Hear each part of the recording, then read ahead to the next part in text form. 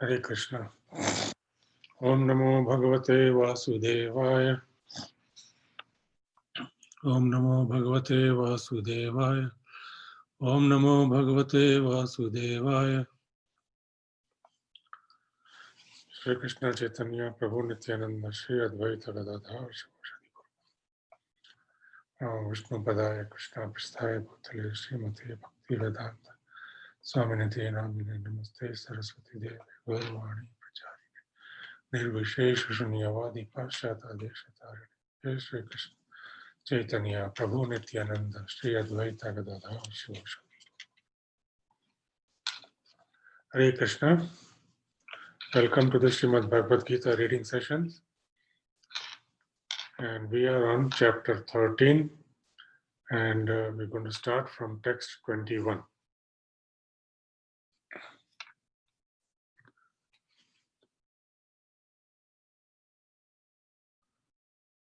Text 21. Karya Karana Kritve Kartritve Hetu Prakriti Uchyate Purusha Sukha Dukkhanam Bhoktritve Hetur Uchyate.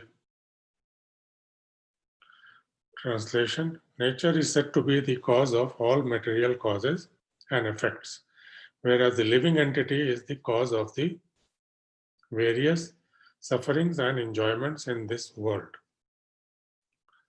So if we just go backtrack and see the questions that were asked in the beginning of this chapter about Prakriti, Purusha. Is to know, Arjuna wanted to know about Prakriti, Purusha, the enjoyer, okay? The field and the knower of the field. Knowledge and the object of knowledge.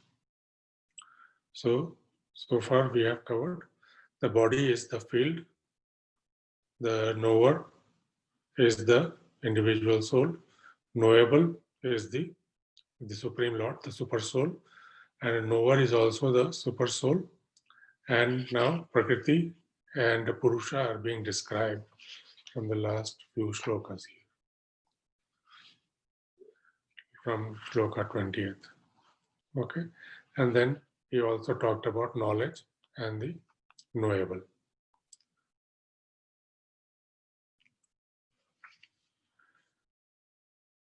So purport. The different manifestations of body and senses among the living entities are due to material nature. There are 8,400,000 different species of life, and these varieties are creations of the material nature. They arise from the different sensual pleasures of the living entity, who thus desires to live in this body or that. When he is put into different bodies, he enjoys different kinds of happiness and distress. His material happiness and distress are due to his body and not to himself as he is. In his original state, there is no doubt of enjoyment. Therefore, that is his real state. Because of the desire to lord it over material nature, he is in the material world. In the spiritual world, there is no such thing. Spiritual world is pure, but in the material world, everyone is struggling hard to acquire different kinds of pleasures for the body. It might be more clear to state that this body is the effect of the senses. The senses are instruments for gratifying desire. Now the sum total, body and instrument senses are offered by material nature, and as it will be clear in the next verse, the living entity is blessed or damned with circumstances according to his past desire and activity. According to one's desires and activities, material nature places one in various residential quarters. The being himself is the cause of his attaining such residential quarters and his attendant enjoyment or suffering. Once placed in some particular kind of body, he comes under the control of nature because the body, being matter, acts according to the laws of nature. At this time, the living entity has no power to change that law. Suppose an entity is put into the body of a dog. As soon as he is put into the body of a dog, he must act like a dog. He cannot act otherwise. And if the living entity is put into the body of a hog, then he is forced to eat stool and act like a hog. Similarly, if the living entity is put into the body of a demigod, he must act according to his body. This is the law of nature. But in all circumstances, the super soul is with the individual soul. That is explained in the Vedas. Mundaka Upanishad 3.1.1 as follows. Dva Suparna Sayuja Sakhaya. The Supreme Lord is so kind upon the living entity that he always accompanies the individual soul and in all circumstances is present as the super soul or Paramatma. Text 22. Purusha prakristho hi bhunkte prakriti jan gunan karanam guna sango sya sad asad yoni janmasu. The living entity in material nature thus follows the ways of life, enjoying the three modes of nature. This is due to his association with that material nature. Thus he meets with good and evil among various species. Purport by His Divine Grace Srila Prabhupada. This verse is very important for an understanding of how the living entities transmigrate from one body to another. It is explained in the second chapter that the living entity is transmigrating from one body to another just as one changes. This change of dress is due to his attachment to material existence. As long as he is captivated by this false manifestation, he has to continue transmigrating from one body to another. Due to his desire to lord it over material nature, he is put into such undesirable circumstances. Under the influence of material desire, the entity is born sometimes as a demigod, sometimes as a man, sometimes as a beast, as a bird, as a worm, as an aquatic, as a saintly man, as a bug. This is going on. And in all cases, the living entity thinks himself to be the master of his circumstances. Yet he is under the influence of material nature. How he is put into such different bodies is explained here. It is due to association with the different modes of nature.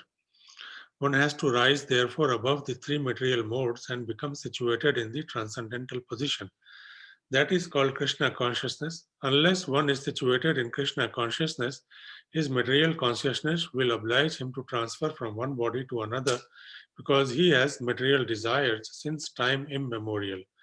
But he has to change that conception. That change can be effected only by hearing from authoritative sources. The best example is here. Arjuna is hearing the signs of God from Krishna, the living entity. If he submits to this hearing process, will lose his long cherished desire to dominate material nature.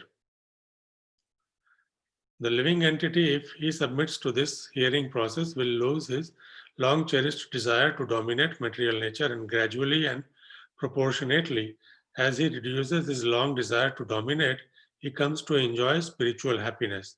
In a Vedic mantra, it is said that as he becomes learned in association with the Supreme Personality of Godhead, he proportionately relishes his eternal bliss. So this verse is particularly talking about how one can, in association with matter, transmigrate from body to body. So this living entity in material nature, ways of life, enjoying the three modes of nature. This is due to his association with that material nature. Thus he mates with good and evil among various species.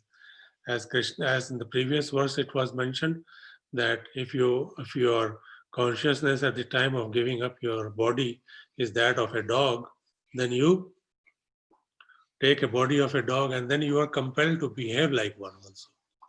So the material nature will not make distinction. So whatever we think whatever we do has a bearing on our future.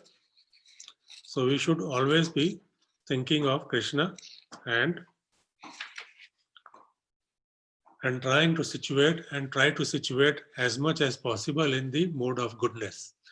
And finally, we have to transcend the mode of goodness also by constant chanting of the holy name of the Lord. So by mode of goodness, we can get upper planetary system, but there also the birth, death, disease, and troubles are there, old age. Text 23. Upadrasta numanta cha bharta bhokta maheshwara paramatmeti chapyukto dehesmin purusha para. Yet in this body there is another, a transcendental enjoyer, who is the Lord, the supreme proprietor, who exists as the overseer and permitter, and who is known as the super soul. Purport. It is stated here that the super soul, who is always with the individual soul, is the representation of the Supreme Lord. He is not an ordinary living entity, because the monist philosophers take the knower of the body to be one.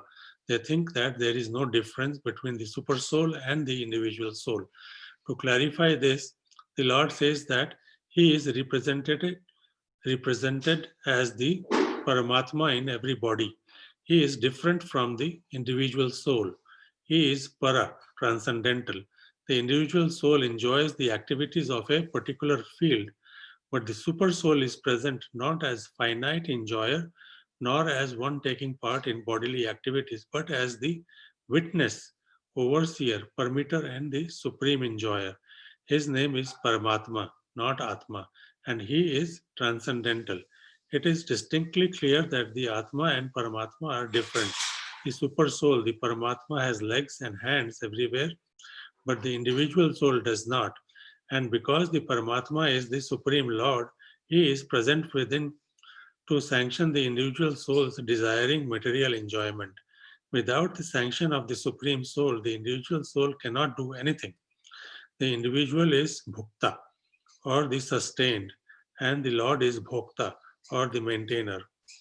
There are innumerable living entities, and he is staying in them as a friend.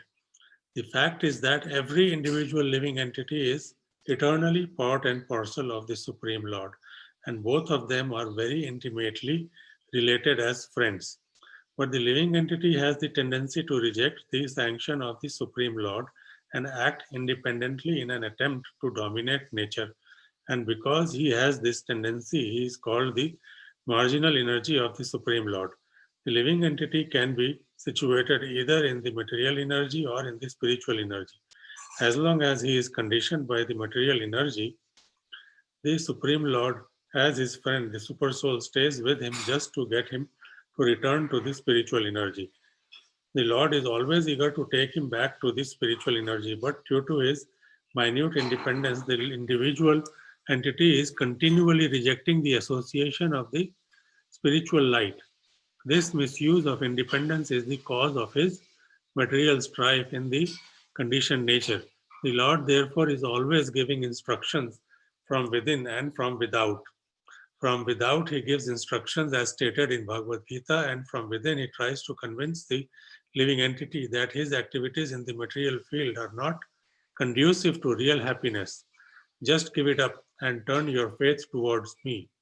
Then you will be happy. He says, thus the intelligent person who places his faith in the Paramatma, or the Supreme Personality of Godhead, begins to advance toward a blissful eternal life of knowledge. So here the clear distinction in this verse is given about the individual soul and the super soul. Super soul is sitting as witness and permitter in our heart and is directing the wanderings of the individual soul. But the individual soul wants to enjoy the material nature or wants to lord it over because he has that minute independence. And that abuse of that independence is what causes the downfall of the living entity. And he continues to, as was mentioned earlier, that he continues to jump from one tree to the other. Either we have read that or we will read that again. So it's the situation of two birds sitting on the tree. One bird is the enjoyer bird or the soul. The other bird is the witnessing bird, who is the super soul. So the enjoying bird is eating the fruits and jumping from one tree to the other to enjoy the fruit of the other one. Whereas the witness bird also is jumping along with him. But when the individual bird, the independent bird, not the super soul bird, the soul bird, turns toward Krishna and listens to him, then he can turn towards spirituality and go back home. But he is busy in enjoying the fruits of the trees, then he is going to be jumping from tree to tree, birth after birth. That's how these things are done. So, ya evam, text 24, ya evam veti, purusham pragitim cha guneh sa, sarvatha vartamano pi, na sa bhuyo bhi jayate. Translation: one who understands this philosophy concerning material nature, the living entity, and the interactions of the modes of nature is sure to liberation. He will not take birth here again, regardless of his present position. Purport: clear understanding of material nature, the super soul, the individual soul, and their interrelations makes one eligible to become liberated and turn to the spiritual atmosphere without being forced to return to this material nature. This is the result of knowledge. The purpose of knowledge is to understand distinctly that the living entity has by chance fallen into this material existence. By his personal endeavor in association with authorities, saintly persons, and a spiritual master, he has to understand his position and then revert to spiritual consciousness or Krishna consciousness by understanding Bhagavad Gita as it is explained by the personality of Godhead. Then it is certain that he will never come again into this material existence. He will be transferred into the spiritual world for a blissful eternal life of knowledge. Sounds very simple, right? So if you understand what is this material nature, what are the living entities, and what are the interactions of the modes of material nature, then you can be liberated from this material world and you will not take birth here again. But we have to then act, turn towards spiritual environment and perform devotional service. That is what it is saying here. Just knowing is not enough. Becoming sensitive to the understanding that when you are in the mode of passion or in the mode of ignorance or in the mode of goodness, or when you are totally enlightened and you are totally dedicating yourself in the mode of pure goodness towards Krishna, in chanting or in offering prayers, in reading, then that is transcending the even goodness, mode of goodness. So in that state, you will understand that you will get a vision. You will understand this entire cosmos, the entire, the 8,400,000 species of life forms that are inhabiting various planets or even the earthly planet, water, life, life on earth. It's nothing but form of material or earth transformation. Everything is but coming from earth, and it's a transformation living entity, and it seems like, whether it is inert or whether it is active. When it is active, it is by the energy of the Lord. When it is inert, is also by the wish, by the will of the Lord. So when we don't have the super soul in our body, or soul and super soul in our body. Body is just like lump of matter. It is going to go back into earth, fire, air, ether, Pancha Mahabhut. So we must develop a good understanding of this, good perspective of this, that everything is very little, and human beings or other living entities, out of the three main, four main activities: eating, sleeping, mating, and defending. Because of these four activities, natural proclivities, we are unable to understand spiritual understanding, that there is life besides these four things also. So much so for nations are busy building arms and ammunitions for defending.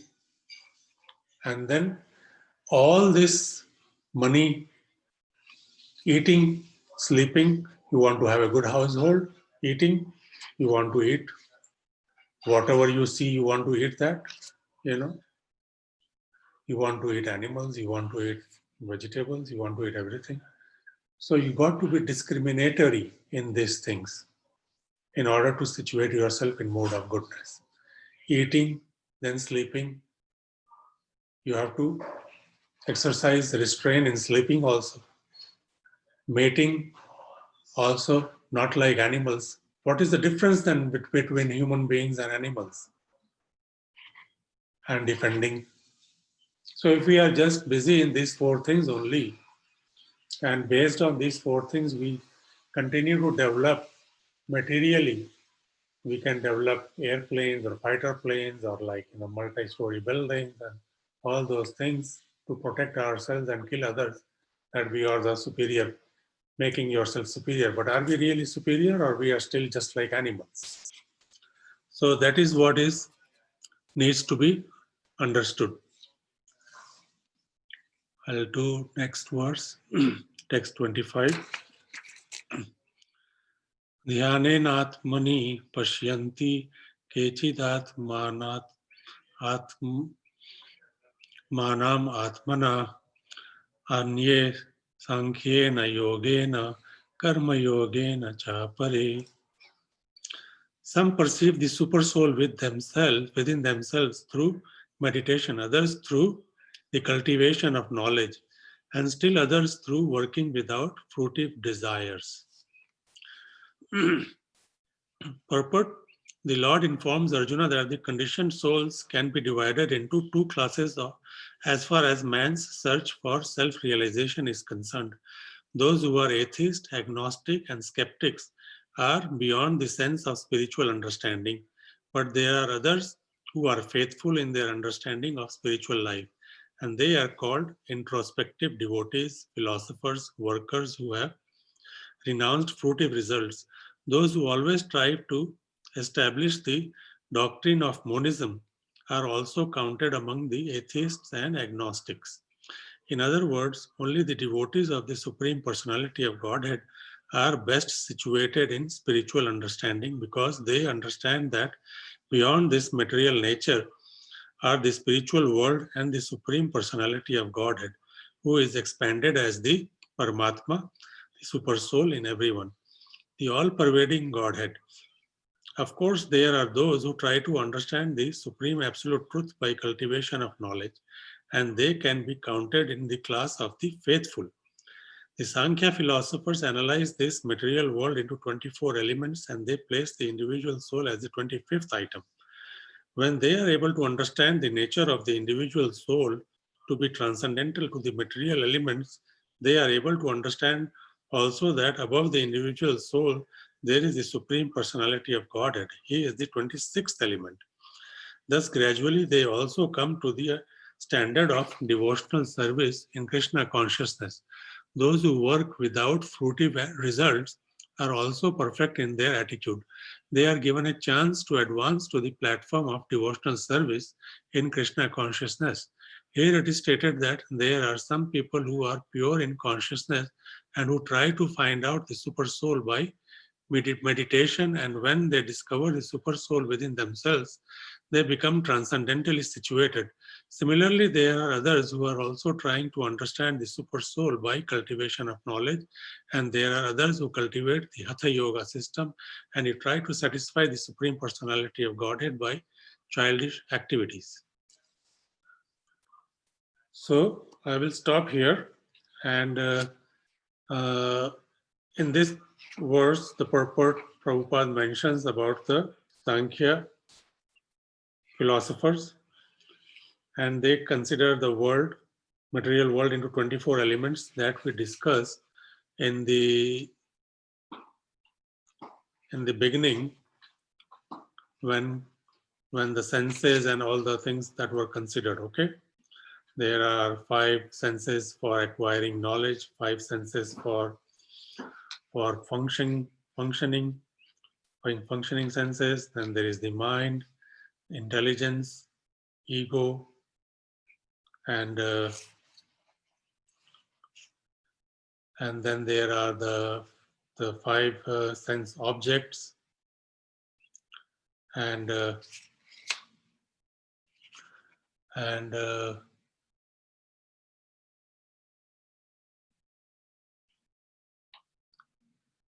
unmanifested, the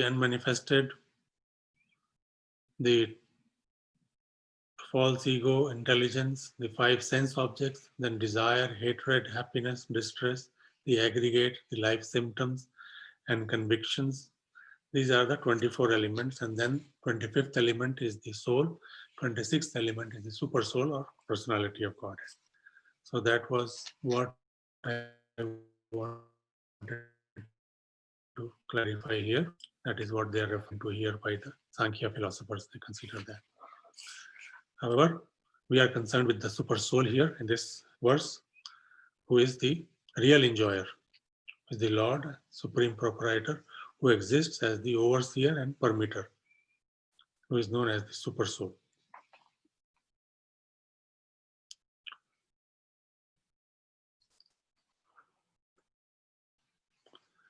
I will take up from tomorrow, from Monday, text 24 onwards, and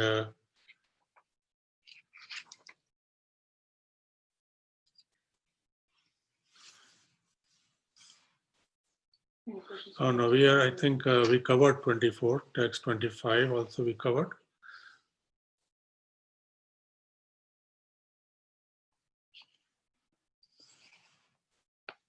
So we'll start from text 26 tomorrow, from Monday. Any questions or comments? Please, Santosh Prabhu, Jai Prabhu, if there is anything. There's one thing that I would like to add. Like we talked about the human beings and comparison with the animals.